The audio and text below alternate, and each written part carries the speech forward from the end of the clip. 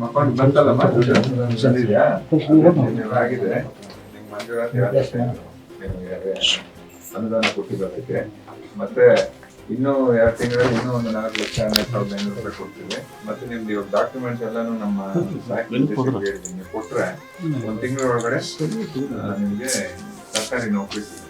But ನೀವು ಬೇಗ ಸ್ವಲ್ಪ ಕೆಲವೊಂದು ಡಾಕ್ಯುಮೆಂಟ್ಸ್ ಬೇಕು ನಿಮ್ ಕಡೆಯಿಂದ ಕೊಡಿ, ಅದನ್ನ ಇಮಿಡಿಯೇಟ್ ಆಗಿ ಮಾಡಿಸ್ಕೊಡೋಣ. ಇವಾಗ 4,12,500 ರೂಪಾಯಿ ನಿಮ್ಮ ಅಕೌಂಟ್ ಏನ್ ಬಂದಿದೆ ಅದಕ್ಕೆ ಸಂಬಂಧಪಟ್ಟಂತೆ ಇದು ದಾಖಲೆ. ಅದು ಏನ್ ದಾಖಲೆ ಬೇಕು ಚೆಕ್ ಲಿಸ್ಟ್ ಕೊಟ್ಟಿದ್ದೀರಾ? ಇದು ಸರ್ಕಾರ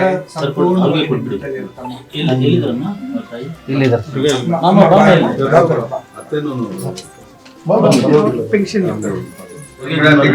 ಅಲ್ರಮ್ಮ. ನಿಮ್ಗೆ ಇವಾಗ ಸದ್ಯಕ್ಕೆ 5,660 ರೂಪಾಯಿ ತಿಂಗಳ ನಿಮ್ಗೆ ಪೆನ್ಷನ್ ಬರುತ್ತೆ. ಜೀವನ ಪೂರ ಅಕೌಂಟ್ ನೇರವಾಗಿ ನಿಮ್ಮ ಅಕೌಂಟ್ ಬರುತ್ತೆ. ಅದು ಆರ್ಡರ್.